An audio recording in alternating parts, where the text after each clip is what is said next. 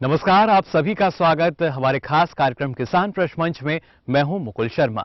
किसान प्रश्न मंच का कारवां पहुंच चुका है हरियाणा राज्य में और यहां हैं हम फतेहाबाद जिले में और यही एक गांव है जिसका नाम है हासंगा। जी हां, इस गांव की अगर बात की जाए, इस गांव में जो किसान है लगातार ना सिर्फ पारंपरिक फसलें लेते हैं बल्कि बागवानी फसलों को भी बढ़ावा दे रहे हैं। और आपको बता दें, आज के कार्यक्रम में जो हमारा विषय है वो यही रहेगा, किस तरीके से बागवानी फसलें उसके साथ साथ जल संरक्षण, इन दोनों को ही करके हमारे किसान भाई मुनाफा कमा सकते हैं। लेकिन सबसे पहले आपका परिचय हम करा देते हैं, हमारे आज के कार्यक्रम में विशेषज्ञ मौजूद जो हैं। मैं डॉक्टर संदीप आर्या, हरियाणा कृषि विश्वविद्यालय के अंतर्गत कृषि विज्ञान केंद्र में कृषि वानिकी व बागवानी से संबंधित कार्य को देखता हूं। मैं डॉक्टर श्रवण कुमार, जिला उद्यान अधिकारी, हरियाणा बागवानी विभाग की तरफ से। मैं डॉक्टर सरदुल मान, कृषि विज्ञान केंद्र फतेहाबाद, चौधरी चरण सिंह, हरियाणा कृषि विश्वविद्यालय हिसार। तो मैं चाहूंगा एक बार जोरदार तालियां बजाकर स्वागत किया जाए हमारे विशेषज्ञ का। यहाँ आज देखिए, क्योंकि किसान प्रश्न मंच ये कार्यक्रम है जिसमें हम कोशिश करते हैं कि हमारे जो किसान भाई हैं, साथ ही जो हमारे विशेषज्ञ हैं, वो एक मंच पर आएं जिससे उनकी जो मुश्किलें हैं वो दूर हो सकें। साथ ही कुछ सवालों के जरिए हम कोशिश करते हैं कि हमारे किसानों को ज्यादा जानकारी मिल सके। और जैसा हमने आज आपको बताया, जो विषय है वो जल संरक्षण और बागवानी है हमारा। तो पहला सवाल है, यहाँ पर हमारे जो किसान भाई मौजूद हैं उनसे मैं यही करना चाहूंगा, अगर हम बात करते हैं बागवानी की, क्या बागवानी फसलों में पानी की बचत की जा सकती है?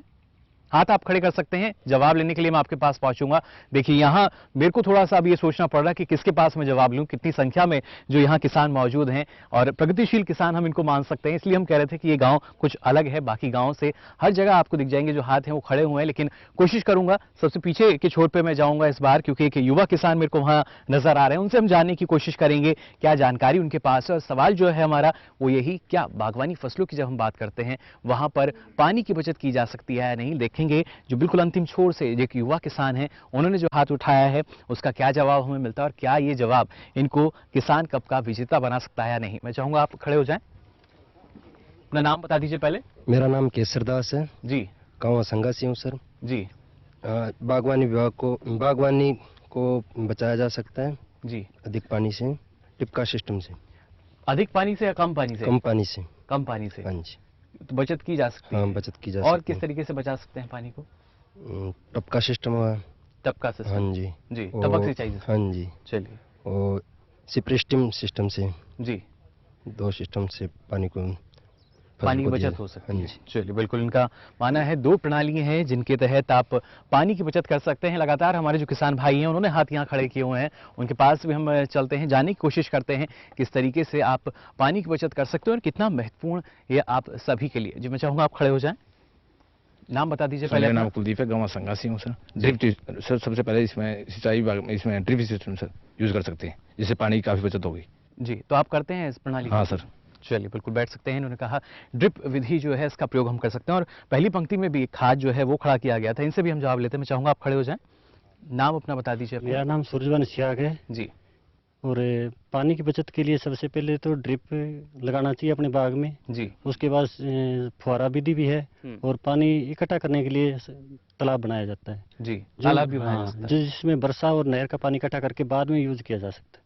जी, बिल्कुल बैठ सकते हैं। आप भी देखिए कितना अच्छा जवाब यहाँ मिला कि बाद में अगर हमें उस पानी का उपयोग करना है तो कैसे हम कर सकते हैं। लेकिन अब सीधा चलते हैं हमारे जो विशेषज्ञ हैं उनके पास, इनसे जानने की कोशिश करते हैं आखिर कैसे जो 3 जवाब हमें मिले हैं, इन 3 जवाब में सटीक जवाब कौन सा है। जी डॉक्टर साहब, आपसे हम जानना चाहेंगे। इसमें वैसे तो लगभग तीनों किसान भाइयों ने ठीक जवाब दिया है, लेकिन जो बेस्ट जवाब है वो जो लास्ट में सूरजमान ने जवाब दिया है वो सही है। जी, यानी जो आखिर में हमें जवाब मिला वो हमारे किसान कप के हकदार हैं। तो काफी उसका इनाम का हकदार है कि उन्होंने बहुत अच्छा बताया है। उसमें ये है कि जो मेन मुख्य जो फसलों, जो बागवानी फसलें हैं, उसको पानी इसलिए इसमें बचत होती है कि वो थोड़ी सी जो उनकी क्रॉप की जो डिस्टेंस होता है वो ज़्यादा होता है। तो क्रॉप का डिस्टेंस ज़्यादा होने से उसमें हम जो टपका सिंचाई से अंतर है उसको आसानी से अपना सकते हैं। तो इसमें जो मेन अपनी जो प्रणाली है, टपका सिंचाई प्रणाली, उसमें एक तो है सबसे पहले जो ड्रिप सिस्टम है जी, दूसरा टपका सिंचाई से अंतर, दूसरा जो है फवारा सिस्टम है जिसमें कि मिनी स्प्रिंकलर सिस्टम बोलते हैं। वो दोनों को इंस्टॉल करके और जो बागवानी की दोनों मुख्य फसलें हैं, बाग और सब्जी, उसमें उसको आसानी से उसका प्रयोग हम कर सकते हैं। जी बिल्कुल। और जैसा यहाँ हमें हमारे जो विशेषज्ञ उन्होंने बताया, जो आखिर में हमें जवाब मिला जो किसान हैं सूरज भान जी उनकी तरफ से, वो एक सटीक जवाब। तो मैं चाहूंगा इनके लिए जोरदार तालियां बजा दीजिए। सूरज भान जी आप आ सकते हैं हमारे पास, क्योंकि सूरज भान जी यहाँ बन चुके हैं किसान कप के हकदार। जोरदार तालियां बजा दीजिए इनके लिए। बिल्कुल, बैठ सकते हैं आप अपनी जगह पर। तो ये पहला सवाल का जवाब हमें यहाँ पर मिला, एक सटीक जवाब। और इन्होंने हमें ये भी बताया कि किस तरीके से अगर हमारे जो किसान भाई हैं वो पानी की बचत कर सकते हैं। साथ ही साथ यहाँ जो हमारे विशेषज्ञ हैं, जैसा वो बता रहे थे कौन सा जवाब उनको यहाँ सबसे ज़्यादा सटीक लगा, और इसमें कहीं ना कहीं जानकारी भी निकल कर आई। लेकिन डॉक्टर साहब अगर हम इसको देखते हैं, इसके लिए ना सिर्फ हमारे किसान भाई बल्कि सरकार जो है वो भी गंभीर नजर आती है, और बाकायदा इसके लिए एक योजना भी जो है उसको भी कहीं ना कहीं किसानों के लिए हितों को देखते हुए किसानों के लिए लाया गया। हाँ बिल्कुल, इसमें हरियाणा जो स्टेट है उसमें गवर्नमेंट ऑफ इंडिया की मदद से हमारे यहाँ स्कीम में एक अभी हमने इसका लॉन्च की है, वो पीछे से भी चली आ रही है, लेकिन इसको इस बार प्रधानमंत्री कृषि सिंचाई योजना के अंतर्गत लिया गया है। इसमें जो हमारा मेन है कि पर ड्रॉप मोर क्रॉप, यदि कम से कम पानी से हम अधिक से अधिक बागवानी फसलों को कैसे ले सकते हैं, उसके लिए सरकार किसानों को 60 से और 90% तक अनुदान दे रही है। जो बड़े फार्मर है 5 एकड़ से ज़्यादा जिनकी लैंड होल्डिंग है उनको 60% देती है, जो जिनकी लैंड होल्डिंग 5 एकड़ से कम है उनको 75%, और जो अनुसूचित जाति के किसान हैं उनको 90% अनुदान दिया जा रहा है। इसके अलावा पानी की बचत यदि हम टैंक बनाएं तो उसके कारण भी टैंक से सिस्टम को जोड़ के जो भी अपना टपका सिंचाई या फव्वारा सिंचाई है उससे आसानी से फसलों को सिंचाई किया जा सकता है। बिल्कुल सिंचाई की जा सकती है, और काफ़ी महत्वपूर्ण है, क्योंकि ना सिर्फ अगर इस योजना की भी हम बात करें जिसका उद्देश्य यही है हर खेत को मिलने, और हमारी जो किसानों की एक लागत है वो भी इस योजना के तहत कम हो सकती है। तो पहला सवाल का जवाब हमें यहाँ पर मिला, और साथ ही साथ हमारे जो दर्शक हैं वो भी इस जानकारी को यहाँ पर ले पा रहे हैं। अब बढ़ते हैं अपने अगले पायदान पर, यानी जो दूसरा सवाल है हमारे पास किसानों के लिए। दूसरा सवाल ध्यान से सुनिएगा, मैं उम्मीद करता हूँ कि इस बार और भी ज़्यादा हाथ यहाँ मेरे को किसान भाइयों के नजर आएंगे। दूसरा सवाल है कि जब हम किसी बाग की तैयारी करते हैं, हम किसान जो है सोचता है कि मेरे को इस फल के लिए बाग लगाना है, तो उसको किन बातों का ख्याल रखना होगा? बाग की अगर हम शुरुआत करते हैं तो किन बातों का हमें ख्याल रखना चाहिए? चलिए धीरे धीरे देखिए जो हाथ हैं वो खड़े हो चुके हैं यहाँ पर, और इस बार रुख करेंगे बिल्कुल जो हमारे बीच वाली पंक्ति है उसमें आप देख पा रहे हैं, वहाँ पर थोड़ा सा पीछे चलने की कोशिश करेंगे और जानने की कोशिश करेंगे, क्योंकि जो हमारे किसान हैं ना सिर्फ प्रगतिशील उन्नत किसान बल्कि सारी जानकारी इनके पास है, और वही जानकारी कुछ सवालों के जरिए हम आप तक भी यहाँ पर पहुँचा रहे हैं। मैं चाहूँगा आप अगर खड़े हो जाएं, नाम बता दीजिए पहले अपना। जगीर सिंह हसंगा जी। हाँ जी, सबसे पहले मिट्टी चेक कराएं जी और पानी चेक कराएं जी। उससे बाद जो भी बाग लगाना है जो भी बूटा अधिकारियों की राय से वो लगाएं, यानी उनकी सलाह। हाँ जी। चलिए बिल्कुल, और कुछ बताना चाहेंगे? नहीं और नहीं। चलिए बैठ सकते हैं आप। तो उन्होंने बताया कि ना सिर्फ जो मिट्टी है उसकी जांच करानी चाहिए बल्कि वैज्ञानिकों की सलाह जो है उसको भी यहाँ पर हमारे किसानों को लेना होगा, जिससे और बेहतर मुनाफा उनको यहाँ पर हो सके। और भी हाथ यहाँ खड़े किए गए थे, यहाँ भी हम जवाब लेने की कोशिश करते हैं क्या जवाब हैं जो हमारे किसान भाई हैं उनके पास। मैं चाहूँगा आप खड़े हो जाएं, नाम बता दीजिए पहले अपना। हरी सिंह जी। सबसे पहले तो भाई साहब ने बताया मिट्टी और पानी की जांच करवानी चाहिए जी। उसके बाद जमीन को समतल करवाना चाहिए जी। उसके बाद वैज्ञानिकों की भी राय लेनी चाहिए। मेरी राय तो ये है उसमें गड्ढा करवा के उसमें खाद भर के कुछ दिन के लिए पड़ा रहने दे जी। उसके बाद में बाग लगाए तो बेटर रहेगा, ये बेहतर रहेगा जी। चलिए बिल्कुल बैठ सकते हैं आप भी। एक नई हम कह सकते हैं कि लगातार किस तरीके से जानकारी हमारे किसान भाई दे रहे हैं। बैठ सकते हैं आप अपनी सीट पे। एक और जवाब हम यहाँ ले लेते हैं। मैं चाहूँगा आप खड़े हो जाएं। नमस्कार जी। जी, नाम बता दीजिए। मेरा नाम दारा सिंह है जी, गांव बोदीवाड़ी से फतेहाबाद डिस्ट्रिक्ट से ही हूँ जी। सबसे पहले मिट्टी और पानी जांच करवाना, उसके बाद में पौधे जहाँ से लेने हैं वो बढ़िया किस्म के लेने हैं जी, और खेत में 3 बाई 3 के गड्ढे खोद कर पूरी गली सड़ी खाद भर के बाद में लगाया जा सकता है। बाद में लगाया जा सकता है। चलिए बिल्कुल, देखिए दारा सिंह जी ने हमें बता दिया। बैठ सकते हैं आप। जो खड्डे हैं वो पहले आपको खोदने होंगे, और कहीं ना कहीं लगातार जो हमारे किसान हैं वो मेहनत करते हैं अपने खेत में, और उसका नतीजा परिणाम जो है वो हम सबके सामने होता है। किस तरीके से उन्हीं को इस वजह से अन्नदाता भी कहा जाता है। हमारे जो विशेषज्ञ हैं इनसे हम जानने की कोशिश करेंगे। जो जवाब हमें यहाँ पर मिले डॉक्टर साहब, 3 जवाब हमने इस बार भी लिए, इनमें कौन सा जवाब आपको सटीक लगा? वैसे तो लगभग सभी किसान भाइयों ने कहा है कि मिट्टी पानी की जांच करवाई जाए जी, और थोड़ा ज़्यादा जो खुल के जिसने बताया कि जो आखिरी वाले जो थे किसान भाई उन्होंने बताया है जी। और जहाँ तक मिट्टी और पानी का जांच है तो मिट्टी 0 से 15 सेंटीमीटर, 15 से 30 सेंटीमीटर, 30 से 60, 60 से 90, 90 से 120, 120 से 150 सेंटीमीटर और 150 से 200 सेंटीमीटर तक गहराई तक जी मिट्टी के सैंपल लेने चाहिए। उसमें ये ध्यान रखना चाहिए कि कोई कंकर ना हो किसी प्रकार से, और दोमट मिट्टी, अच्छी मिट्टी हो जी। और वो जो भी हरियाणा किसी विश्वविद्यालय की लैब है उसमें टेस्ट करवाएं और उसमें देखें कि वो उसके लायक कौन से बाग लगाने के लायक है। पानी का जहाँ तक है, किन्नू के बाग में खास तौर से नहरी पानी होना चाहिए, और जो दूसरी फसलें हैं उनमें अगर ट्यूबवेल का पानी है तो ट्यूबवेल 2 घंटे चलाने के बाद उसमें एक बोतल भर के और वो उसको टेस्ट करवाना चाहिए जी। इससे पता लगेगा कि आपका बाग कौन से फसल लगाने, कौन सा फल लगाने के लिए उपयुक्त है और उसी हिसाब से लगाया जाए। दूसरा, उसके बाद जो 20 बाई पूरे जो आपका खेत है उसमें 20 बाई 20 फुट के गड्ढे, 20 बाई 20 फुट की स्पेसिंग पे गड्ढे कर लिए जाएं और गड्ढे 3 बाई 3 फुट की जो 3 फुट गहराई और 3 फुट चौड़ाई के हिसाब से गड्ढा करें। ऊपर की जो 1.5 फुट की मिट्टी है उसको अलग निकाल लें, नीचे की 1.5 फुट की मिट्टी है उसको अलग निकाल लें। ऊपर वाली जो 1.5 फुट की मिट्टी है उसमें गोबर की खाद, अच्छे गली सड़ी गोबर की खाद हो, उसको अच्छे से मिला के उस गड्ढे को भर दें और गड्ढे को भरने के बाद उसमें पानी लगा दें। जब उसमें 3-4 दिन बाद जब बदतर आ जाएगी उसके बाद ही वो पौधा लगाएं ताकि वो सीधा रहे। कई किसान भाई क्या करते हैं कि मिट्टी भर के उसमें पौधा लगा देते हैं, फिर पानी डालते हैं, वो पौधा टेढ़ा हो जाता है और उसको फिर सीधा करने में उसको टूटने का डर रहता है। और जहाँ तक पौधा लेने की बात है, पौधा हरियाणा किसी विश्वविद्यालय से लें या कोई रजिस्टर जो हरियाणा सरकार द्वारा रजिस्टर्ड नर्सरियाँ हैं उनके तहत ही लें, क्योंकि पौधे में ये ज़रूरी है कि वो पौधा अच्छा हो, अदरवाइज किसान भाई की मेहनत विफल हो जाती है। बिल्कुल, तो प्रमाणित पौध जो है वो यहाँ लेनी होंगी और जैसा आपने बताया जो आखिर में जवाब मिला वो एक सटीक जवाब। हाँ बिल्कुल ठीक। तो चलिए जोरदार तालियां बजा दीजिए दारा सिंह जी के लिए। मैं चाहूंगा आप आ जाएं हमारे पास यहाँ पर, क्योंकि ये बन चुके हैं हमारे किसान कप किरदार। जोरदार तालियां बजा दीजिए इनके लिए भी। बिल्कुल दारा सिंह जी बैठ सकते हैं आप यहाँ पर। तो ये जवाब हमें यहाँ पर मिला, क्योंकि देखिए अगर हमारे किसान भाई जो हैं बागवानी की तरफ उनका रुझान होता है तो ये ज़रूरी कि आप पहले ना सिर्फ अपनी मृदा की जांच कराएं, मिट्टी की जांच कराएं, जिससे आप जान सकें कि वहाँ अगर कुछ पोषक तत्वों की कमी है तो कौन से पोषक तत्वों की कमी है जिससे उनकी पूर्ति की जा सके और आप अच्छे से वहाँ पर जो भी आप फलदार वृक्ष लगा रहे हैं वो लगा सकते हैं। अब बढ़ते हैं आगे और अगला सवाल जो है मेरा यहाँ मौजूद किसान भाइयों से। अभी तक हमने बात की कि जो शुरुआत करना चाहते हैं बाग की उन्हें क्या सावधानी रखनी होगी, लेकिन अगर फिलहाल की स्थिति की हम बात करें, सर्दी का जो मौसम है वो अभी चल रहा है, ऐसे में किसान भाइयों को किस तरह की सावधानी अपनानी चाहिए अपने बागों की देखभाल में?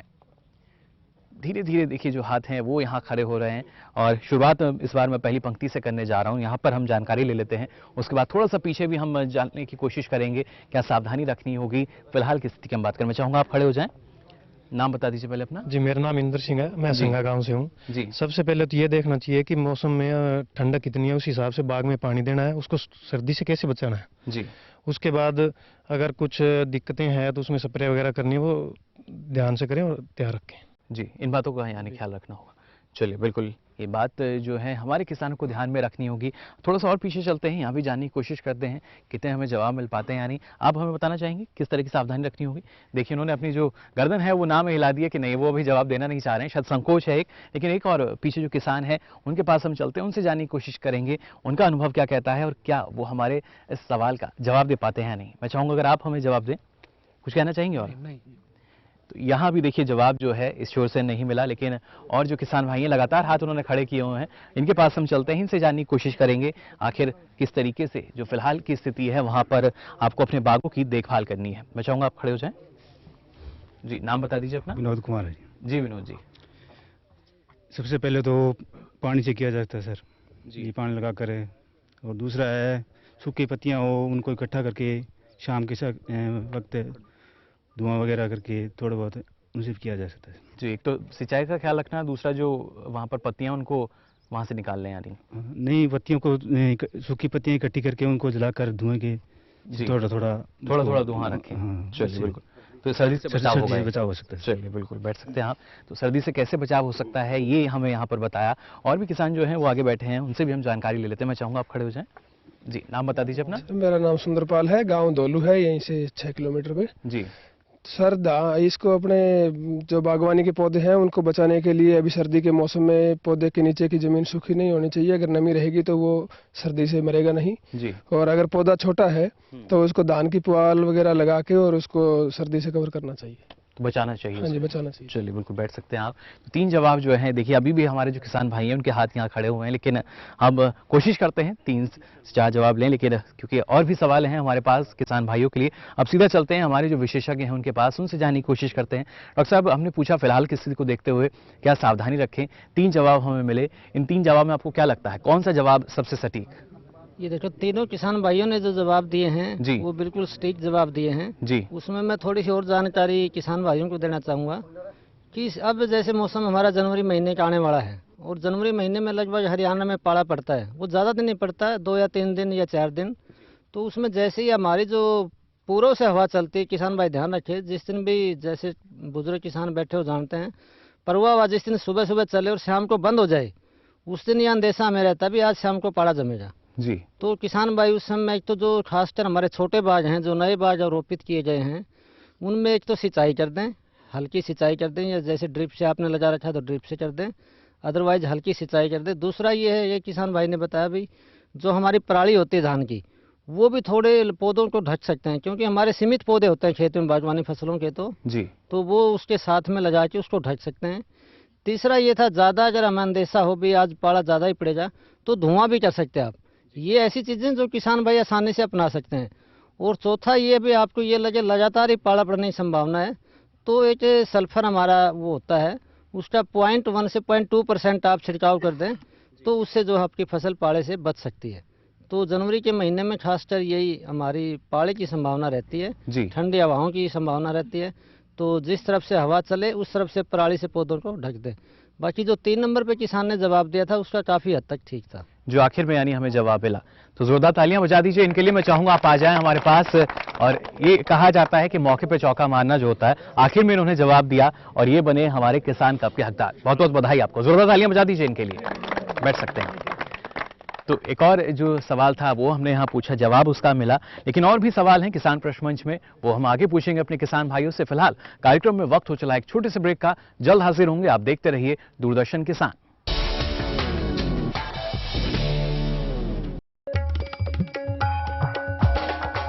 कब बढ़ेगा दलहन तिलहन का भाव? सब्जियां दिखाएंगी कब तक ताव? मसालों की मंडी में कैसी है बयार? कब गरमाएगा गेहूं का बाजार? कहां बिकेगा अच्छे भाव में धान? मंडी खबर में ऐसे हर सवाल पर ध्यान। सोमवार से शनिवार सुबह 8 बजे देखें दूरदर्शन किसान पर।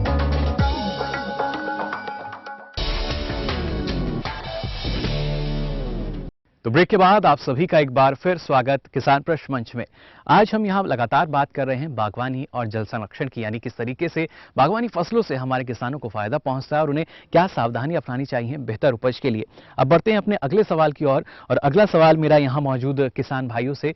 बागवानी फसलों की अगर हम बात करते हैं तो इनके लिए सरकार की कौन कौन सी योजनाएं हैं जो किसानों के लिए फायदेमंद साबित हो रही हैं? बागवानी फसलों के लिए सरकार की कौन कौन सी योजनाएं हैं जो हमारे किसानों के लिए फायदेमंद साबित हो रही हैं? देखिए कई हाथ जो हैं वो यहाँ लगातार खड़े हो चुके हैं, और इस बार भी पहली पंक्ति से मैं शुरुआत करता हूं, उसके बाद आखिर भी पहुंचूंगा। जो लगातार हमारे किसान हैं उनकी थोड़ी सी शिकायत होती है कि हमारा जो जवाब है वो नहीं लिया जाता, लेकिन कोशिश हम करेंगे तमाम जो किसान है उनके जवाब लिए जाए। मेरा नाम महेंद्र मंजू है जी। जो सरकार की योजना है, जिस तरह अनुदान है टैंक पे जी, और बागवानी पे अनुदान है, जिस तरह हम बीच में सब्जी की फसल लेते हैं उस पर भी अनुदान है, उससे हमें काफी जी प्रोत्साहन मिलता है बागवानी करने के लिए। चलिए बिल्कुल, तो ये अच्छी योजना है जिसका फायदा हो पहुंचता है। जिस तरह टैंक पे खासतौर से सब्सिडी देती है, ड्रिप सिंचाई पे सब्सिडी मिलती है उस तरह से। चलिए बिल्कुल, और अन्य संजों पे भी मिलती है, जिस तरह रोटावेटर अगर अन्य बागवानी में जो भी हम औजार यूज करते हैं मशीनरी, उस पर भी सब्सिडी देते हैं, उपकरण देते हैं उस भी। चलिए बिल्कुल, देखिए किस तरीके से एक आर्थिक मदद जो है वो हमारे किसानों को यहाँ मिलती है सरकार की तरफ से। लेकिन खासतौर से बागवानी की जो योजनाएं हैं उनके बारे में हम जानकारी लेना चाह रहे हैं। कौन सी प्रमुख योजनाएं हैं जिनका फायदा हमारे किसान भाई उठा सकते हैं और उठा भी रहे हैं? ऐसा नहीं जो किसान है उनको जानकारी नहीं है, तमाम जानकारी हमारे किसान भाइयों को। एक और जवाब हम यहाँ से लेने की कोशिश करते हैं। मैं चाहूँगा आप खड़े हो जाएं। जी, नाम बता दीजिए पहले। हाँ जी, मेरा नाम मदन लाल गुज्जर। जी मदन जी, गाँव सुखनपुर से हूँ जी। हाँ जी, सरकार की जो स्कीमें हैं समय समय पर आती रहती हैं, और वैज्ञानिक जो हैं हमारे बीच में आते हैं और हमें सब जानकारियाँ बताते हैं। सब्सिडी जैसे कि इस पे अपना टपका सिस्टम है, इस पे सब्सिडी है, टैंक पे सब्सिडी है, और जो हमें अपना उत्पादन है उसको भंडारण के लिए उस पर सब्सिडी है जी। जो छोटे किसान हैं उनके लिए अलग है, जो शेड्यूल कास्ट है उनके लिए अलग है, और बड़े किसानों के लिए अलग है जी। और ज़्यादातर हमारे किसानों में अपना वैज्ञानिक में जो जानकारी देते हैं कि कृषि उपकरण जो भी हम बागवानी में यूज़ करते हैं पौधों पे जी पर एकड़ के हिसाब से हमें बार बार जानकारी मिलती है, और हमारी हरियाणा गवर्नमेंट की तरफ से और केंद्रीय सरकार की तरफ से काफ़ी जानकारी हमें और काफ़ी सब्सिडियाँ हमें मिलती हैं जी। चलिए बिल्कुल बैठ सकते हैं आप। तो काफ़ी जानकारी जो है वो लगातार यहाँ किसानों को मिलती है। कुछ और भी युवा किसान जो हैं उनसे हम जानने की कोशिश करते हैं कि पहली पंक्ति में एक बुजुर्ग किसान थोड़े से यहाँ बैठे हुए हैं, उनसे भी हम जानकारी लेने की कोशिश करेंगे उनके पास क्या जानकारी है। मैं चाहूँगा अगर आप खड़े हो जाएँ, आप बताना चाहेंगे कुछ? नहीं कुछ। तो यहाँ देखिए वो बताना हमें नहीं चाह रहे, लेकिन जानकारी इनको भी है। एक युवा किसान है पीछे, उनसे हम जानने की कोशिश करते हैं क्या उनके पास जानकारी है जो हमें जवाब दे सके, बता सकें कि आखिर कौन कौन सी वो योजनाएं हैं बागवानी की जिनका फ़ायदा हमारे किसानों को होता है। जी नाम बता दीजिए पहले। नाम कमलदीन जी, गांव बोडिया खेड़ा जी। यहाँ जो सरकार द्वारा अनुदान दिया जा रहा है बहुत ही काफ़ी हद तक ठीक है जी। हर एक चीज़ को बढ़ावा देने के लिए ठीक है ये जी। और बागवानी के लिए ड्रिप सिस्टम के लिए 90% अनुदान दिया जा रहा है, ये भी ठीक है जी। कुछ और जानकारी आप बागवानी फसलों के बारे में देना चाहेंगे? सरकार की जो योजना है उनसे फ़ायदा जो पहुंचता है? काफ़ी हद तक फ़ायदा है जी। एक तो जैसे जल संरक्षण के लिए जी बहुत ही बढ़िया है और पैदावार के लिए दी बेस्ट है जी। चलिए बिल्कुल बैठ सकते हैं आप। जल संरक्षण और जब बात की जाती है पैदावार की तो उसके लिए काफ़ी अच्छी हैं। लगातार जो किसान हैं हमारे वो प्रोत्साहित होते हैं इन योजनाओं से, और इनका लाभ भी देखिए जो हमारे किसान हैं जैसा उन्होंने बताया कि इनका काफ़ी लाभ वो उठा रहे हैं। फिर चाहे अनुदान की बात की जाए या तमाम वो योजनाएं जो इनके लिए काफ़ी लाभदायक हैं। हमारे विशेषज्ञ जो हैं उनसे हम पूछते हैं। डॉक्टर साहब 3 जवाब हमें मिले। हमने पूछा था बागवानी फसलों के लिए सरकार की प्रमुख योजनाएं कौन सी है जिनका फ़ायदा हमारे किसान भाई उठा सकते हैं, उठा भी रहे हैं, लेकिन जवाब में मैं चाहूँगा पहले आप हमें बताएं कौन सा एक सटीक जवाब लगा जो हमारे किसान कब का हकदार बन सकता है? जो सटीक जवाब है वो 1 नंबर पे ही था, थोड़ा कुछ जो जहाँ तक ज़्यादातर 90% तक सही था। बाकी जो इसमें जो मेन हमारी स्कीमें हैं मैं एक बार आपको दोहरा देता हूँ जी। इसमें एक NHM स्कीम है हमारी MIDH के अंतर्गत, उसके अंदर जो मुख्य हमारी स्कीमें हैं उसके अंतर्गत जो सब मद हैं उसमें बाग लगाना, उसमें हमारे किन्नू, मौसमी, माल्टा, नींबू, अमरूद, अनार इसमें है जी। उसमें 4800 रुपये से लेके और 6200 रुपये तक अनुदान है। उसके बाद यदि सामुदायिक टैंक किसान बनाना चाहते हैं उस पर 100% अनुदान है। कोई भाई सब्जी की काश्त करता है हाइब्रिड वेजिटेबल की 8000 रुपये पर एकड़ का अनुदान है। इसके अलावा कोई बी कीपिंग का कार्य करना चाहता है तो उस पर 40% तक अनुदान है। इसके अलावा आप उसमें बहुत सी स्कीमें हैं MIDH के अंतर्गत ही, पैक हाउस है, कोल्ड स्टोर है, बागवानी उपकरण है। इसके अलावा RKY जो स्कीम है हमारी दूसरी राष्ट्रीय कृषि विकास योजना उसके अंदर प्लास्टिक क्रेट्स है उस पर अनुदान दिया जा रहा है। बाकी आपका सोल्यूबल फर्टिलाइजर है उस पर है। स्टैकिंग पे वेजिटेबल करना चाहे कोई बांस लगा के और उसके ऊपर अनुदान है। इसके अलावा शेड्यूल कास्ट भाइयों के लिए भी प्लास्टिक क्रेट पे, मशरूम उत्पादन पे, इस तरह की विभिन्न योजनाएं जो चलाई जा रही है। इसके अलावा हमारी जो PMKSY है प्रधानमंत्री कृषि सिंचाई योजना उसके अंदर पर ड्रॉप मोर क्रॉप के अंतर्गत भी किसानों को 60 से 90% तक अनुदान दिया जा रहा है।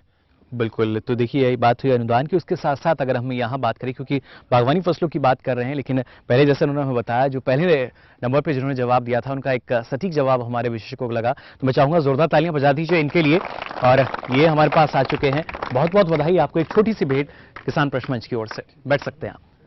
तो यहाँ इन्होंने हमें बताया था कि किस तरीके से सरकारी योजनाओं का लाभ मिल रहा है, लेकिन बागवानी की अगर हम बात करते हैं तो उसी के लिए बाकायदा अगर हम यहाँ जिक्र करें प्रधानमंत्री फसल बीमा योजना का तो वहाँ भी बागवानी फसलों के लिए महज 5% का प्रीमियम रखा गया है, जिससे हमारे किसान भाइयों को अगर कोई नुकसान भी होता है प्राकृतिक आपदा की वजह से तो उसकी भरपाई भी हो सके। तो यहाँ आपने जाना बागवानी फसलों के लिए सरकारी योजनाएं कौन कौन सी, क्योंकि हम बागवानी की बात कर रहे हैं। अगला सवाल आप सभी ध्यान से सुनिएगा, हम बागवानी की लगातार बात कर रहे हैं, बागों की हमने बात की, लेकिन आपसे मैं ये जानना चाहूंगा, अगला सवाल मेरा यही है, अमरूद की उन्नत किस्में कौन कौन सी हैं? देखिए सब किसान भाई जो है अच्छे से अमरूद का सेवन करते हैं, सबके हाथ यहाँ खड़े हो चुके हैं, लेकिन मेरे लिए थोड़ी सी मुश्किल हो जाती है कहाँ से जवाब लिया जाए, लेकिन कोशिश करूंगा जितने किसान भाई हैं जो पहले जवाब दे चुके हैं उनके पास तो नहीं, लेकिन जिन्होंने और हाथ खड़े किए हैं उनके पास मैं जरूर पहुंचूं और उनसे जवाब लेने की कोशिश करेंगे। मैं चाहूंगा आप खड़े हो जाएं। जी नाम बता दीजिए। सुरेश कुमार है जी, हसंगा से हूँ जी। अमरूद की कौन कौन सी उन्नत किस्में हैं? हिसार इलाहाबादी जी और L49 है जी। जी, ये 2 उन्नत किस्में आप? हाँ जी। चलिए बैठ सकते हैं आप। 2 उन्नत किस्में इन्होंने हमें बताई अमरूद की। और भी इधर से हाथ खड़े किए गए थे जो हमारे किसान भाई हैं, देखिए लगातार हाथ जो हैं वो यहाँ खड़े कर चुके हैं। इनसे हम जानकारी लेते हैं। मैं चाहूँगा आप खड़े हो जाएं।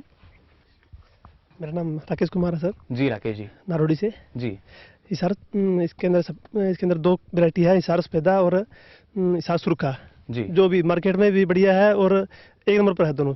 1 नंबर पर? हाँ, दोनों किस्में, और तो किस्में बहुत है जी। 120 किस्म है। तो 1 नंबर स्वाद पर है, कैसे है? हाँ, बढ़िया है, मार्केटिंग में भी बढ़िया है, स्वाद में भी बढ़िया है और हर चीज में बढ़िया है। जी बिल्कुल। 2 ही किस्में है मेन तो। चलिए 2 जो मार्केटिंग में चल रही है अभी। जी। हिसार सुरखा और हिसार सफेदा। चलिए बिल्कुल बैठ सकते हैं आप। 2 प्रमुख उन्नत किस्में इन्होंने हमें बताई। और भी कोई जवाब देना चाहेगा इधर से? देखिए अभी जो किसान भाई हैं उनका हाथ थोड़ा सा अब नीचे हो गया है, लेकिन एक और किसान है यहाँ पर जिन्होंने हाथ खड़ा किया था, उनके पास चलने की हम कोशिश करते हैं, उनसे जानने की कोशिश करेंगे अमरूद की प्रमुख उन्नत किस्में जो हैं वो हम यहाँ जानने की कोशिश कर रहे हैं और कितनी इनके पास जानकारी है ये भी देखते हैं। मैं चाहूँगा आप खड़े हो जाएं। जी, नाम बता दीजिए अपना। मेरा नाम ओम प्रकाश है जी। अमरूद में सबसे बढ़िया वैरायटी है हिसार सफेदा, हिसार सुरखा, जी। L49। L49। हाँ, ये 3 नंबर पर है जी। सबसे टॉप में है हिसार सफेदा। जी, तो 3 किस्में आपने ये बताई। और भी कुछ किस्में हैं जो आपके क्षेत्र में होती हैं, आप बताना चाहें तमाम हमारे दर्शकों को? नहीं, और हमारे एरिया में नहीं होती है। जी, चलिए बिल्कुल। 3 वैरायटियां मेन है। चलिए, तो इनके क्षेत्र की अगर बात की जाए, जैसा हमने आपको बताया फतेहाबाद जिले में हम हैं और किसान जो है सारी जानकारी रखते हैं अपने क्षेत्र की, कौन सी प्रमुख किस्में हैं, कैसे उनको लगानी है, क्या सावधानी रखनी है, तमाम जानकारी यहाँ मिलती है। लेकिन अब जो हमारे विशेषज्ञ हैं उनके पास चलते हैं, थोड़ी सी मुश्किलें इनकी बढ़ाते हैं। डॉक्टर साहब आपसे हम जानना चाहेंगे, 3 जवाब मिले, तीनों ही कहीं ना कहीं सही, लेकिन थोड़ी सी मुश्किल आपको ज़रूर होगी इस बार बताने में कि किसे किसान कप का हकदार बनाया जाए। तीनों ही जवाब ठीक हैं, लेकिन जो तीसरे वाले को ये फायदा मिलता है क्योंकि तो पहले वो सुन चुका होता है जी। उस हिसाब से अगर देखा जाए तो दूसरे का भी ठीक है और तीसरे ने एक वैरायटी और ज्यादा बताई है जी, इसलिए तीसरे वाले को फायदा मिलता है इसका। चलिए, तो यानी जो आखिर में हमें जवाब मिल रहा है और अभी तक आपने देखा जो लगातार आखिर में जवाब दे रहे हैं वो किसान कब यहाँ पर कहीं ना कहीं उसको हासिल कर रहे हैं, विजेता बन रहे हैं। जोरदार तालियां बजा दीजिए इनके लिए भी। मैं चाहूंगा आप आ जाएं हमारे पास आगे, क्योंकि ये बन चुके हैं हमारे किसान कप के हकदार। देखिए तालियां नहीं बजी आपके लिए, आप जरूर बच चुकी हैं, चेहरे पे मुस्कुराहट भी आई है। बैठ सकते हैं आप यहाँ पर। तो ये जानकारी जो है बेहद ज़रूरी हो जाती है। और अगर यहाँ हमने सवाल क्योंकि पूछा था अमरूद की उन्नत किस्मों का, डॉक्टर साहब आपसे हम जानना चाहेंगे क्षेत्र, इसके क्षेत्र के अनुसार बात की जाए तो यहाँ किसानों ने बताया, लेकिन तमाम अगर हम राज्य की बात करें या पूरे देश की बात करें तो कौन सी प्रमुख किस्में हैं जिनसे हमारे किसान जो हैं अच्छी उपज ले सकते हैं और फ़ायदा कमा सकते हैं? अमरूद की मुख्य किस्में हिसार सफेदा, इलाहाबाद सफेदा, हिसार सुरखा और L49 है जी। इसमें सब हरियाणा कृषि विश्वविद्यालय द्वारा विकसित हिसार सफेदा जो है सबसे ज़्यादा चल रहा है। उसका जो फल है उसका मिठास ज़्यादा है औरों के मुकाबले में, उसका साइज़ बढ़िया रहता है, गोल छोटा ना छोटा होता ना बड़ा होता है, मध्यम साइज़ होता है और वो ज़्यादा टाइम तक रहता है और ख़राब भी जल्दी नहीं होता। इसलिए स्वाद के हिसाब से और रखने के स्टोरेज के हिसाब से भी उसको ज़्यादा पसंद किया जा रहा है और लगाने में और उसको खाने में दोनों में बढ़िया रहता है जी। और L49 है उसका साइज़ बहुत बड़ा होता है, वो देखने में खुरदरा सा होता है, तो उसकी इसलिए उसकी ज़्यादा उसका प्रचार कम नहीं हो पा रहा है, उसका कम प्रचार हो पा रहा है जी। और हिसार सुरखा जो है वो भी हरियाणा कृषि विश्वविद्यालय द्वारा विकसित है और वो अंदर से लाल रंग का होता है जी।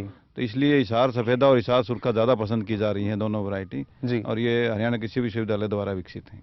बिल्कुल, तो देखिए किस तरीके से जो उन्नत किस्में हैं वो विकसित की जाती हैं हमारे किसानों के लिए और उनका फ़ायदा भी हमारे किसान भाइयों को होता है। और यहाँ जैसा कि जो किसान है, युवा किसानों ने बताया कि ये नंबर 1 पर है, यानी पहले पायदान पर है, फिर चाहे आप बाजार की बात करें या स्वाद की बात करें। और बाजार की जब बात आती है तो यहाँ पर अगला सवाल मेरा उसी से संबंधित है, ध्यान से आप सुनिएगा। फलदार वृक्षों की हम बात करते हैं, फलों की बात करते हैं, क्योंकि अमरूद की बात की जाए, किन्नू की बात की जाए, ये ऐसे फल हैं जो काफ़ी मात्रा में यहाँ पर जिनकी उपज ली जाती है, लेकिन इनके बेहतर दाम हमें बाजार में मिल सके इसके लिए हमें क्या करना चाहिए? हमारे जो फल हैं उनकी बेहतर दाम हमें बाजार में मिले इसके लिए हमें क्या करना चाहिए? चलिए, कई हाथ जो हैं वो इस बार भी यहाँ खड़े हो चुके हैं और हम जानने की कोशिश करते हैं कैसे जो हमारे किसान भाई हैं वो बेहतर दाम ले सकते हैं अपने फलों के बाजार में जाकर। यही हमारा सवाल है, यही हम लगातार यहाँ जानने की कोशिश कर रहे हैं। खाद जो है यहाँ खड़ा किया गया है, तो पहला जवाब जो है हम यहाँ से ले लेते हैं, इनके पास क्या जवाब है आइए जानते हैं। जी। सबसे पहले तो हमको फल तोड़ते समय उसकी छंटाई करनी चाहिए, बढ़िया बढ़िया फल रखने चाहिए, फिर उसकी पैकिंग अच्छी बढ़िया करनी चाहिए जी, तो बाजार में उसके दाम अच्छे लग सकें जी। अच्छे मिल सकते हैं इससे। हाँ जी। चलिए बिल्कुल, कैसे दाम जो हैं वो अच्छे मिल सकते हैं। और एक हमने देखा था जब हमने सवाल पूछा था, एक छोटा बच्चा है, इसने भी हाथ खड़ा किया था। मैं चाहूंगा आप भी अगर खड़े हो जाएं और थोड़ा सा आप हमारे नजदीक आ जाइए, क्योंकि इन्होंने भी देखिए हाथ खड़ा किया था। कुछ लोग ऐसे हैं जिन्होंने हाथ नहीं खड़ा किया, तो पहले जोरदार तालियां आप इनके लिए जरूर बजा दीजिए, क्योंकि एक ऐसे हैं जिन्होंने हाथ जरूर खड़ा किया था। आप बताना चाहेंगे कैसे बेहतर दाम मिल सकता है? हमें पहले नाम बता दीजिए अपना। अनुज। अनुज जी कौन सी क्लास में पढ़ते हैं? 6th। जी 6th क्लास में। जी कैसे बेहतर दाम मिल सकता है? हमें पहले फलों को अच्छे से साफ करके डालना चाहिए जी, और हमें ऐसी जगह लेके जाना चाहिए फलों को जहाँ पे फलों का अच्छा दाम मिलता हो जी। और कोई जानकारी? चलिए, बिल्कुल बहुत जानकारी उन्होंने दी, जोरदार तालियां बजा दीजिए इस बच्चे के लिए भी। अनुज इसका नाम है और इन्होंने हमें बताया कि बेहतर दाम कैसे मिल सकता है। लेकिन और भी कुछ जानकारी हम लेना चाह रहे हैं, जो कि वाकई हमारे जो किसान हैं इस जानकारी का फायदा उठा सकें और जान सकें किस तरीके से उनके जो फल है उसके बेहतर दाम उनको बाजार में मिलेंगे। मैं चाहूंगा आप अगर हमें बताना चाहें, नाम बता दीजिए पहले अपना। दिलीप बेनीवाल, रत्ताखेड़ा से जी। बेहतर दाम लेने के लिए सबसे पहले हमें फलों की क्वालिटी पे जाना होगा जी। अच्छे क्वालिटी के फल हमें तैयार करने चाहिए जिसमें केमिकल वगैरह कम हो जी। फिर उनकी कटाई छटाई, जैसे अच्छे फल एक साइड में अच्छी पैकिंग करके और अच्छी मार्केटिंग के लिए जहाँ बढ़िया मार्केट मिले वहाँ लेके जाएं। उसके लिए हमें किसानों के समूह बनाने अगर पड़े तो वो भी अच्छा है। जितने समूह होंगे, मान लो 1 एकड़ का मेरा है, एक भाई साहब का है, एक अगर 4-5 एकड़ का बाग हमारा इकट्ठा हो जाता है और उसका हम इकट्ठा करके सारा पैकिंग इकट्ठी करके और एक ट्रांसपोर्ट में जी अगली मार्केट में लेके जाते हैं जहाँ बढ़िया मार्केट होती है, तो उससे हमें और बढ़िया दाम मिल सकते हैं। बिल्कुल, यानी खर्च भी बचेगा और पैसा ज्यादा मिलता है। हाँ जी हाँ। चलिए, बिल्कुल बैठ सकते हैं आप। एक अच्छा सुझाव हम इसको मान सकते हैं जो उन्होंने यहाँ पर बताया, किस तरीके से बेहतर दाम मिल सकता है। और कौन आप में से जवाब देना चाहेगा किस तरीके से बेहतर दाम मिले? देखिए कि यहाँ एक युवा किसान है, इनसे भी हम जानकारी लेते हैं। मैं चाहूंगा अपना नाम बता दीजिए पहले आप। जी, सबसे पहले मैं अपना इंट्रोडक्शन करना चाहता हूँ आप सबको। जी, मेरा नाम रवि पूनिया, बुतनखुट से बिलोंग करता हूँ मैं। सबसे पहले अच्छे दाम के लिए डिपेंड करते हैं कि पहले मिट्टी की सुचारू रूप से जाँच की जाए, उसके बाद हम फलों की क्वालिटी के बारे में पहले पौधा देखेंगे किस क्वालिटी का अच्छा है या नहीं है, उसके बारे में जांच करेंगे और बाद में उसकी गुड़ाई और निराई उसकी करनी चाहिए अच्छी तरह और पानी के द्वारा उसकी सिंचाई की जाए। उसके बाद में छंटाई की जाए अच्छी तरह से, और अगर छंटाई होगी उसके बाद हम उसको एक यूनिटी बनाई जाए किसानों की। जी, यूनिटी होगी, उससे हमें समूह बना। हाँ, समूह, यूनिटी एक समूह हो गया, उसके द्वारा हम किसानों का टाइम खराब कम होगा और हमें अच्छे से अच्छे दाम मिलना शुरू हो जाएंगे। अगर एक आप एक मंडी में जाते हो वहाँ पे अच्छा दाम नहीं मिलता तो उसके द्वारा दूसरी मंडी में जाए वहाँ पे अच्छे दाम मिले हमको जी, उसका इससे हमें बहुत फायदा मिलेगा। इसके लिए हमारा एक समूह होना जरूरी है और जागरूक होना जरूरी है सभी किसानों का इसी के प्रति। इसके लिए मैं धन्यवाद चाहता हूँ। चलिए, बिल्कुल इस जानकारी के लिए देखिए जो जानकारी हमारे किसानों के पास है, हर किसान को ये जानकारी होना चाहिए। और जैसा इन्होंने कहा कि किसानों को जागरूक होना चाहिए, साथ ही समूह की बात भी निकल कर आई। लेकिन हमारे विशेषज्ञों की राय में कौन है इस बार हमारे किसान का हकदार, ये हम डॉक्टर साहब आपसे यहाँ जानना चाहेंगे। लेकिन अभी तक हमने देखा, क्योंकि 3 जवाब जो हमें यहाँ पर मिले हैं, एक छोटे बच्चे ने भी हमें जवाब दिया और कहीं ना कहीं थोड़ी सी मुश्किल हमारे जो विशेषज्ञ हैं उनको भी यहाँ हो रही होगी, आखिर किसे किसान का विजेता बनाया जाए। तो उनको भी हम समय दे जाते हैं यहाँ पर थोड़ा सा, क्योंकि फिलहाल कार्यक्रम में वक्त हो चला एक छोटे से ब्रेक का। जल्द हाजिर होंगे, आप देखते रहिए किसान प्रश्न मंच।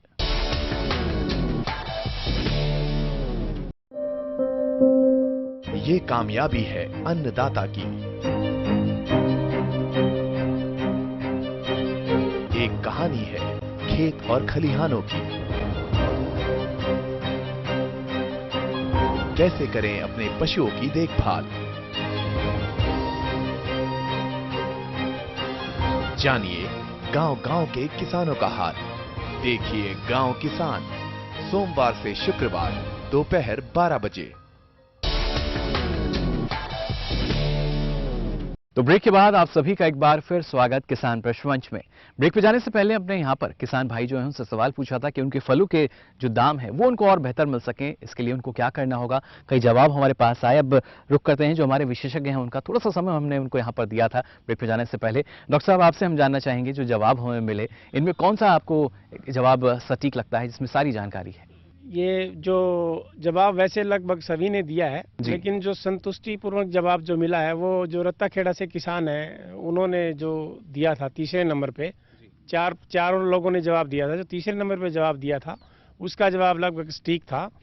तो इसमें बाकी मैं मुख्य रूप से जो बताना चाहूँगा कि मार्केटिंग का तरीका क्या होना चाहिए जी, क्योंकि किसान फसल का उत्पादन बड़े अच्छे से कर सकता है, उसको ज्ञान भी है, उसको बताने वाले भी हैं, लेकिन जो किसान को चाहिए मार्केटिंग, क्योंकि यदि उसकी मार्केटिंग अच्छी तरीके से नहीं होगी, बिचौलिए जो बैठे हैं मार्केट में, वो उसकी जो फसल मुख्य होती है उसका ज़्यादातर हिस्सा जो है वो बिचौलिए ले जाते हैं जी। यदि बिचौलियों से किसान को बचना है तो उसको मार्केटिंग का तरीका खुद ढूंढना होगा, और ढूंढने के लिए किसान समूह ही सबसे बेहतर तरीका है जी। वो किसान समूह बना के अपनी जो भी पैदावार है उसका अपना एक यहाँ पैक हाउस बनाएं खेत में, जिस फसल के लिए आपको चाहिए पैक हाउस बना के एक ग्रेडिंग यूनिट लें। जैसे मान लिया किसी का किन्नू का बाग है तो उसकी हमारी उस पर अनुदान भी दे रहा है विभाग, तो एक ग्रेडिंग पैकिंग यूनिट अपने पास होनी चाहिए। यदि एक किसान ना हो तो वो समूह है वो इकट्ठा मिलके और ग्रेडिंग पैकिंग यूनिट है वो बना सकता है जी। वो ग्रेडिंग पैकिंग यूनिट बनाने के बाद में उसके लिए पैकेजिंग का मटेरियल आपके पास होना चाहिए, उसको ग्रेडिंग करके और पैकेजिंग करवा के जो ए ग्रेड की फ्रूट है वो आपको अलग रखें, बी के अलग, सी के अलग। फिर आपका जो कंज्यूमर है वो कंज्यूमर देखो कि ए ग्रेड का माल कौन ले सकता है, ए ग्रेड के माल को वहीं भेजो। बी ग्रेड का माल कौन ले सकता है, जहाँ जिसकी पेइंग कैपेसिटी जिस शहर की ज़्यादा है, मेट्रो सिटी में ए ग्रेड का माल है वो इजीली है वो किसान जो है वो बेच सकता है, वहाँ के उपभोक्ता है वो ए ग्रेड का माल ले सकते हैं क्योंकि वो ज़्यादा फसल के लिए ज़्यादा दाम उनके दे सकते हैं। इसी तरह बी ग्रेड का है वो जो मेन शहर है उसमें है, और वो जो सी ग्रेड का है वो भी बाजार में और कहीं भी अपना वो मूल्य के हिसाब से जिसको है वो दे सकता है। तो ई मार्केटिंग के जरिए आप जैसे इंटरनेट है, हर मोबाइल में आप मैसेज आप कन्वे करवा सकते हैं, विभाग से ले सकते हैं, या अपना यूनिवर्सिटी के अंदर भी इस तरह की व्यवस्था है कि आपको ई मार्केटिंग से आपके नेट पे पता लग जाता है कि किस फसल का किस शहर में क्या भाव चल रहा है। तो आप कोशिश करें कि आपके नज़दीक में जिस शहर में अच्छा भाव हो वहाँ लेके जाएं। मार्केटिंग की ये चीज़ें आपको फंडा जब तक किसान नहीं सीखेंगे तब तक वो अपनी फसल का जो अच्छा मुनाफा वो नहीं ले सकते। बिल्कुल, ये आपने जैसा कहा है कि एक फॉर्मूला या फंडा हम इसको मान सकते हैं मार्केटिंग का, लेकिन किसान भाई भी हमारे यहाँ मौजूद हैं। क्या आपको इसी तरह की जो जानकारी है मार्केटिंग से संबंधित वो दी जाती है कहीं से? आपको जानकारी जो है वो मिलती है कि नहीं आप लोगों को? चलिए, बिल्कुल जो मार्केटिंग की जानकारी है वो भी यहाँ दी जाती है, और जैसा आपने हमें बताया था, यानी जो पहली पंक्ति में किसान भाई बैठे हैं जो उनका जवाब था वो एक सटीक जवाब हमारे सवाल के लिए। तो चलिए जोरदार तालियां बजा दीजिए इनके लिए, क्योंकि इनका जो जवाब था वो एक सटीक जवाब हमारे विशेषज्ञ की राय में। बहुत बहुत बधाई आपको, सही जवाब। बैठ सकते हैं आप। तो यहाँ हमने जाना किस तरीके से बेहतर दाम मिल सकता है, और जो जिक्र यहाँ किया गया ई मंडी हम उसको कह सकते हैं, और कहीं ना कहीं राष्ट्रीय कृषि बाजार एक ऐसी योजना जो हमारे किसानों के लिए लाई गई, जिससे वो सिर्फ जानकारी नहीं ले सकते हैं बल्कि अपना जो उनका उत्पाद है, जो फसल है, उसको ना सिर्फ अपने क्षेत्र में बल्कि अपने क्षेत्र से दूसरे राज्य में वहाँ बेच भी सकते हैं। और बाकायदा ये इसीलिए कि जो किसानों को एक डर रहता था कहीं जो मुनाफा है वो बिचौलिया ना ले जाएं, उनसे दूर हटने के लिए इसी तरह की जो एक हम कह सकते हैं लगातार हम देखते आते थे जो बिचौलियां हैं उनके जरिए किसान पहुंचते थे मंडी में, तो उसी प्रथा को खत्म करने के लिए सरकार ने ये योजना शुरू की है जिसे नाम दिया गया राष्ट्रीय कृषि बाजार। और इसके तहत अगर बात की जाए तो काफी किसान हैं जो इसके दायरे में भी आ चुके हैं और ई मंडी का लाभ उठा रहे हैं। अब बढ़ते हैं अपने अगले सवाल की ओर। अभी तक हमने यहाँ जाना किस तरीके से बेहतर दाम आपको यहाँ पर मिल सकता है, लेकिन इसके साथ साथ क्योंकि बागवानी के बारे में हम बात कर रहे हैं तो फलों के अलावा सब्जियों की अगर अब बात यहाँ की जाए तो क्या सब्जियों की अगेती खेती की जा सकती है? फिलहाल सर्दी का मौसम चल रहा है और ऐसे में सवाल हमारा यही है, क्या ऐसे में सब्जियों की अगेती खेती की जा सकती है? चलिए, हाँ में जरूर थोड़े से यहाँ हाथ जो हैं वो खड़े हुए हैं, लेकिन जवाब हमें क्या मिलता है? कह तो रहे हमारे किसान की सब्जियों की अगेती खेती की जा सकती है, लेकिन कैसे कर सकते हैं ये इनसे जानकारी हम यहाँ पर लेना चाहेंगे। जी, मैं चाहूँगा आप खड़े हो जाएं, नाम बता दीजिए अपना। मेरा नाम नरेंद्र कुमार है, रत्तागढ़ से बिलोंग करता हूँ जी। जी हाँ जी, हम अगेती सब्जियों की बेलदार जो सब्जियां हैं उनकी खेती कर सकते हैं जी। जी हाँ जी, सर्दी से बचाने के लिए उस पर लोटन प्लांट फूल लगा के पॉलीथीन वगैरह लगा के हम अगेती फसल ले सकते हैं जी। जिससे अच्छा मुनाफा। सब्जियों की खेती आप ऐसे कर सकते हैं? जैसे जी बेल वाली है, घिया है, तोरी है और कद्दू है वगैरह, ये जो बेलदार सब्जियां हैं वे सभी हम ले सकते हैं जी। चलिए, बिल्कुल। तो देखिए कैसे अगेती खेती हम कर सकते हैं, बैठ सकते हैं आप, ये इन्होंने बताया। और भी हमें यहाँ पर कई हाथ जो हैं वो खड़े किए गए थे। कौन एक और जवाब जो है हम यहाँ से ले लेते हैं, क्या जवाब इनके पास है? जी, मैं चाहूँगा आप खड़े हो जाएं। जी, हरी सिंह जी। नाम। अगेती सब्जी की फसल लेने के लिए मेन तो पॉली हाउस, नेट हाउस, इनको यूज करके हम अगेती की सब्जी की फसल ले सकते हैं जी। बाकी अगेती फसल लेने के लिए पॉलीथीन लगा के भी हम उनको ढक के भी अगेती सब्जी की फसल ले सकते हैं जी। विभाग की तरफ से हमें अनुदान दिया जा रहा है, पॉली हाउस पे, नेट हाउस पे दिया जा रहा है। उसको लगा के भी हम सब्जी की, जैसे करेला है, टमाटर है जी, बेल वाली कोई भी सब्जी हम लगा सकते हैं, उसमें हमें मुनाफा मिल सकता है, अगेती सब्जी ले सकते हैं। चलिए, बिल्कुल अगेती सब्जी ली जा सकती है, मुनाफा उसमें हो सकता है। ये बिल्कुल बैठ सकते हैं आप, ये जानकारी उन्होंने हमें यहाँ पर दी। एक और हाथ जो है पहली पंक्ति में खड़ा किया गया था, इनसे भी हम जानकारी ले लेते हैं। जी, नाम बता दीजिए पहले अपना। रिसाल सिंह, गाँव असंगा से जी। यहीं से अगेती फल लेने के लिए, जो सब्जी लेने के लिए हम पॉली हाउस लगा सकते हैं जी, उसकी नर्सरी तैयार कर सकते हैं जी, पॉलीथीन के अंदर, और जब वो पौधा बड़ा हो जाए तो उसको छोटे को सर्दी से बचाव कर सकते हैं नर्सरी के अंदर, उसको पॉलीथीन से ढक के, और बाद में एरिया में लगा सकते हैं उसे। जैसे हाँ जी, ये की है, घिया है, करेला है, टमाटर है, मिर्च है, ये जो अपने ये आते हैं बैंगन की भी तैयार कर सकते हैं जी। बैंगन देखिए इनके बड़े अपने, इन्होंने कहा अपने जो बैंगन आते हैं, बाकी सब्जियां उतनी अपनी नहीं है शायद। नहीं, वैसे ठीक है जी, ये इनकी नर्सरी तैयार करके फिर हम सर्दी से बचाव कर सकते हैं जी। चलिए, बिल्कुल। तो इस तरीके से एक जो नर्सरी है वो तैयार कर सकते हैं, बचाव भी उन्होंने हमें बताया। लेकिन सवाल हमारा यही था, क्या जो इस मौसम की हम बात कर रहे थे खासतौर से, ऐसे में सब्जियों की अगेती खेती जो है वो की जा सकती है या नहीं, कई जवाब हमें यहाँ मिले। डॉक्टर साहब, आपसे हम जानना चाहेंगे, जो जवाब हमें मिले हैं इनमें से कौन सा वो जवाब है जो हमारे किसान कब का हकदार बन सकता है? देखो मुकुल जी, दोनों किसान भाइयों ने बिल्कुल सही जवाब बताए हैं जी। अब डिसाइड आप कर सकते हो किसको इनाम देना है। बिल्कुल, और यही देखिए मुश्किल जो है हमारे जो विशेषज्ञ हम पर छोड़ रहे हैं, लेकिन ये मुश्किल हमारे विशेषज्ञों के लिए जरूर होती है। मैं आपसे चाहूंगा आप हमें बताएं कौन सा जवाब सटीक।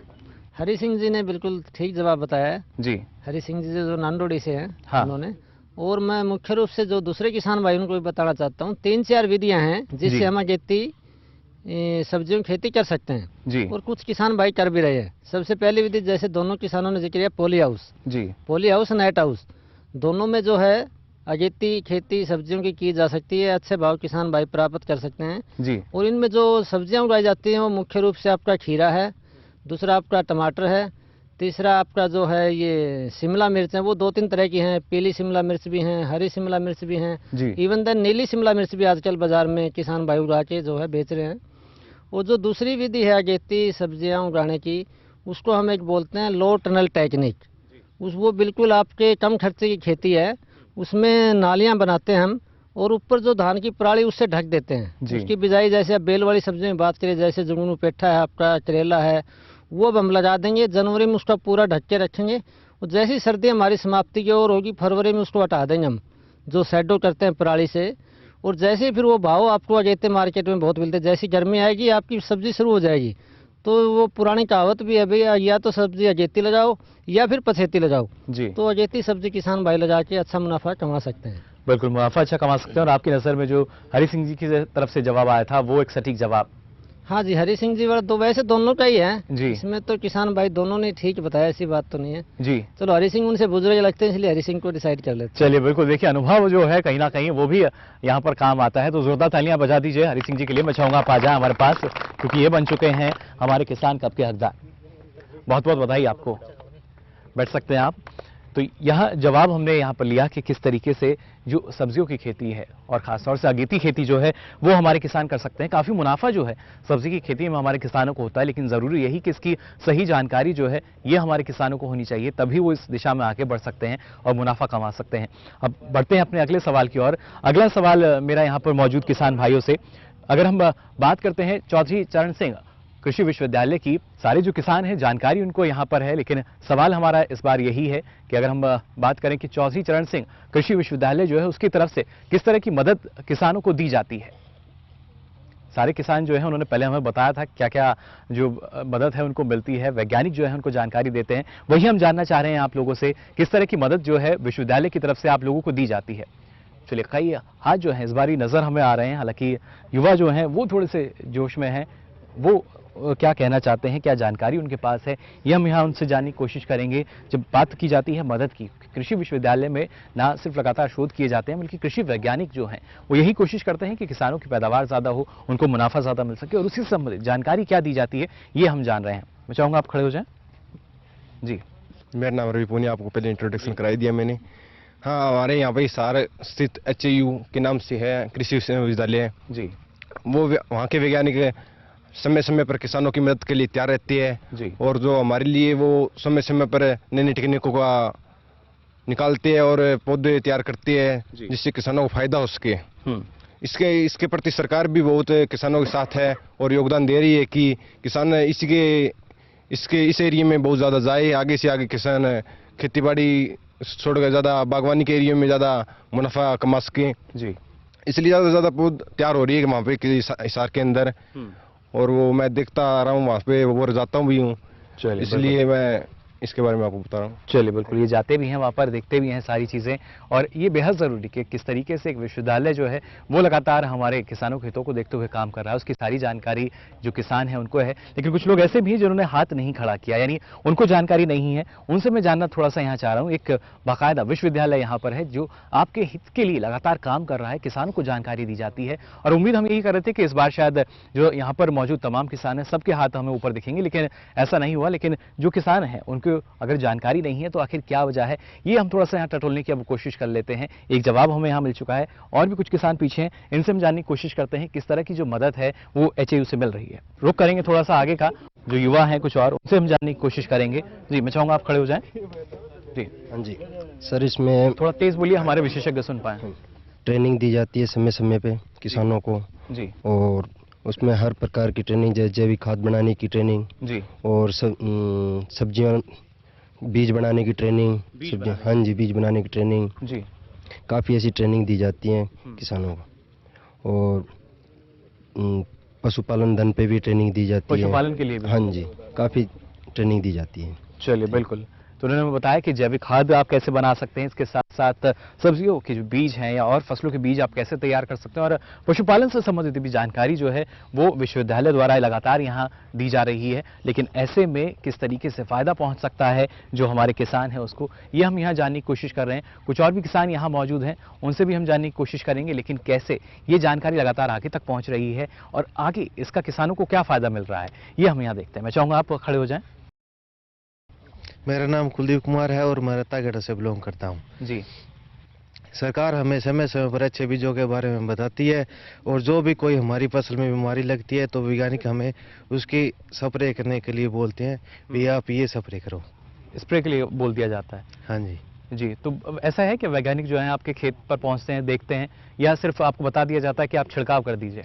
नहीं, खेत में आते हैं, बताते हैं हमें। जी, चलिए बिल्कुल, खेत में आते हैं जो वैज्ञानिक हैं और बताते हैं किस तरीके से आपको अपनी समस्या का हल जो है वो यहाँ निकालना होगा। एक और किसान है यहाँ पर हमारे साथ जो मौजूद है, इनसे भी हम जान लेते हैं। हालांकि ये हमारे किसान कप के विजेता भी बन चुके हैं, लेकिन इनके पास जवाब क्या है ये हम जान लेते हैं। जी, हरी सिंह है जी मेरा नाम। जी, समय समय पर साइंटिस्ट हमारे खेतों में आके हमें जानकारियाँ देते हैं कि कौन सी बीमारी, अब कौन सी स्प्रे करना है, कौन सी खाद डालना है, कौन सा बीज बिजाई करना है। जी, हरियाणा कृषि विश्वविद्यालय हिसार में रिसर्च करके हमें बीज देते हैं, बीजों अच्छे अच्छे बीज हमें देते हैं, अच्छी दवाइयों के बारे में हमें जानकारियाँ देते हैं, अच्छी मशीनरियों के बारे में हमें वहाँ प्रशिक्षण मिलता है, अच्छी मशीनरियों के बारे में दिया जाता है, जानकारी हम लगातार दी जा रही है। और डेयरी के विषय में भी हमें जानकारियाँ दी जाती है। चलिए बिल्कुल, बैठ सकते हैं आप। तो देखिए क्या क्या जानकारी जो है वो हमारे किसानों को दी जा रही है HAU यानी जो कृषि विश्वविद्यालय की हम बात कर रहे हैं हिसार के, वहाँ से। और इसके अंतर्गत आपको बता दें कृषि विज्ञान केंद्र भी आता है जो लगातार कोशिश यही कर रहा है कि किसान जागरूक हो सकें, तमाम योजनाओं का उन्हें फायदा मिल सके और सारी जानकारी किसानों को दी जाए। जो विशेषज्ञ हमारे उनके पास हम चलते हैं। डॉक्टर साहब, आपसे हम जानना चाहेंगे HAU के बारे में हम यहाँ जानने की कोशिश कर रहे थे, किस तरह का फायदा, किस तरह की जो मदद है वो हमारे किसानों को मिलती है। क्या आपको लगता है, जवाब तो हालांकि सब ही ठीक है, लेकिन सबसे ज्यादा जानकारी किस जवाब में निकल कर आई? मैं पहले बताना चाहूँगा कि हरियाणा कृषि विश्वविद्यालय किस प्रकार से काम कर रहा है। हरियाणा कृषि विश्वविद्यालय में 3 टायर सिस्टम है। इसमें टीचिंग, रिसर्च और एक्सटेंशन आती है। अध्यापन कार्य के अंदर टीचिंग में जो अध्यापन कार्य में विभिन्न कोर्सेज पढ़ाए जाते हैं, कृषि से संबंधित जितने भी कोर्सेज हैं वो सभी प्रकार के कोर्सेज पढ़ाए जाते हैं। जी, रिसर्च जो अनुसंधान जो केंद्र है उसके अंदर विभिन्न प्रकार के अनुसंधान किए जाते हैं ताकि किसान भाइयों को नई से नई वैरायटी और अच्छे से अच्छे पौधे किसान भाइयों को मिल सके। जी, और एक्सटेंशन जो तीसरा पार्ट है वो एक्सटेंशन का है, विस्तार शिक्षा निदेशालय के अंदर काम कर रहा है। उसके अंदर हमने विभिन्न प्रकार के कोर्सेज यूनिवर्सिटी ने चला रखे हैं और एटेक के नाम से हमारा एक सेंटर है जिसके अंदर एक हेल्पलाइन है जो फ्री ऑफ कॉस्ट किसान भाई फ़ोन करते हैं उसमें जी। उसका नंबर 1800-180-3001 है। उसमें कोई भी किसान भाई सोमवार, बुधवार और वीरवार को 10 से 12 बजे तक बिना किसी खर्चे के फ़ोन कर सकता है और किसी भी प्रकार की किसी चीज़ से संबंधित जानकारी ले सकता है जी। इसी तरह से हिसार में ही सानिया नेहवाल IATT सेंटर है जिसमें विभिन्न प्रकार के कोर्सेज करवाए जाते हैं। वो अनुसूचित जाति के लिए अलग से भी कुछ कोर्सेज करवाए जाते हैं। उसमें 5 दिन के, 20 दिन के इस प्रकार से कोर्सेज हैं। वहाँ रहने की सुविधा, खाने की सुविधा दी जाती है। इसी प्रकार से एक्सटेंशन के अंदर, विस्तार शिक्षा निदेशालय के अंदर हर जिले में एक कृषि विज्ञान केंद्र या कृषि ज्ञान केंद्र खुला हुआ है जी, जो 1 दिन की, 5 दिन की और 21 दिन तक की ट्रेनिंग करवाता है। इसके अंदर अनुसूचित जाति के लिए अलग से भी ट्रेनिंग होती है और ताकि जो भी हरियाणा कृषि विश्वविद्यालय में अनुसंधान हुआ है उसका विस्तार किस प्रकार से हो सके, उसका उन जो नई वैरायटीज़ हैं उनके बारे में किसानों को बताया जा सके, ये कृषि विज्ञान केंद्र काम करता है। इसके अंदर कुछ ट्रायल भी लगाए जाते हैं, किसान के खेत पे भी लगाए जाते हैं। जो नई वैरायटी आती है उसको कृषि विज्ञान केंद्र के माध्यम से किसान के खेतों पे लगा के बताया जाता है कि इसकी उपज और ये इस प्रकार से जो है किसी भी बीमारी से या किस प्रकार से रेजिस्टेंट है, तो इस तरह का फायदा भी किसान भाइयों को डायरेक्ट दिया जाता है। बिल्कुल डॉक्टर साहब, जैसा आपने कहा कि लगातार जो मदद है वो किसानों को दी जा रही है, लेकिन थोड़ा सा एक मुश्किल का क्षण आपके लिए एक बार फिर होगा, अगर आप हमें बता सकें कि कौन है इस बार हमारे किसान कप का हकदार। किसान कप का हकदार तो कुछ हद तक तो, क्योंकि हरि सिंह जी पहले कप ले चुके हैं, अगर इनको दोबारा दे सकते तो इन्होंने बड़ा डिटेल में बताया है जी। बाकी हम थोड़ा सा इस बारे में निराश भी हैं कि हम आप लोगों के बीच में रहते हैं, हर बारी आपको इस बारे में बताते हैं। देखिए, हमारे जो विशेषज्ञ हैं उनमें थोड़ी सी निराशा है कि आप लोगों ने ज्यादा जवाब नहीं दिए। किस प्रकार से आपके बीच में काम कर रहा है, किस प्रकार से हम आपके बीच में रहते हैं, और उसके बारे में आप थोड़ा खुल के बताएं तो और भी अच्छा होगा। और मैं तो ये चाहूँगा कि दोबारा से पूछा जाए और इसके बारे में दोबारा बताया जाए तो ज़्यादा बढ़िया होगा। बिल्कुल, लेकिन यहाँ थोड़ा सा, जैसा हमने कहा कि जो मुश्किल है आपके लिए, हम चाहेंगे आप बताएं कौन है इस बार हमारे किसान कप का हकदार। ये हरि सिंह जी का जो आंसर था वो ज़्यादा सटीक था और डिटेल में था। चलिए, बिल्कुल, यानी जो हमारे किसान हैं जिन्होंने आखिर की तरफ से हमें जवाब दिया, मैं चाहूँगा जोरदार तालियां बजा दीजिए एक बार फिर हरि सिंह जी के लिए। और इनका जो जवाब था वो एक सटीक जवाब लगा हमारे विशेषज्ञ को। बहुत बहुत बधाई आपको, तालियां बजा दीजिए इनके लिए ज़रूर आप। तो जवाब इनकी तरफ से हमारे पास जो आया था, बताया उन्होंने किस तरीके से विश्वविद्यालय जो है वो लगातार काम कर रहा है। साथ ही हमारे विशेषज्ञ जिन्होंने आज हमें बताया न सिर्फ जल संरक्षण बल्कि बागवानी की अगर बात की जाती है तो किस तरीके से बागवानी से हमारे किसानों को फायदा पहुंच सकता है, पहुंच भी रहा है। साथ ही साथ सरकारी योजनाएं जो है उनकी जानकारी लगातार जो हमारे कृषि विशेषज्ञ हैं, कृषि वैज्ञानिक हैं, वो भी किसानों तक पहुंचा रहे हैं। लेकिन फिलहाल क्योंकि कार्यक्रम में वक्त हो चला आपसे विदा लेने का, लेकिन मैं चाहूंगा एक बार जोरदार तालियां बजाकर शुक्रिया कहा जाए जो हमारे विशेषज्ञ आज आपके बीच में पहुंचे हैं। किसान भाई जो हैं शायद थोड़े से कुछ निराश हैं, सबको कप नहीं मिला। उम्मीद मैं कर रहा था शायद जोरदार तालियां जो है उनकी आवाज मेरे को इस बार आएगी। देखिए, थोड़ा सा सही, लेकिन देर से हमारे जो किसान भाई हैं इस बात को समझे। लेकिन यहाँ अगर बात की जाए, इस गांव की अगर बात की जाए, हमने देखा किस तरह का जोश और जानकारी जो है वो काफ़ी महत्वपूर्ण हो जाती है जो आज हमारे किसान भाइयों ने दी। और उम्मीद करते हैं कि जानकारी जो हमने आपके साथ साझा की है, इस जानकारी से आपने भी बहुत कुछ सीखा होगा। आगे भी आपको इस तरह की जानकारी जो है किसान प्रश्न मंच के माध्यम से देते रहेंगे। लेकिन फिलहाल के लिए इजाज़त दीजिए, लेकिन इस वादे के साथ कि अगली बार पहुंचेंगे आपके राज्य में, आपके ज़िले में, और वहाँ भी किसानों से करेंगे सवाल जवाब। फिलहाल के लिए किसान प्रश्न मंच की पूरी टीम को दीजिए इजाज़त। नमस्कार।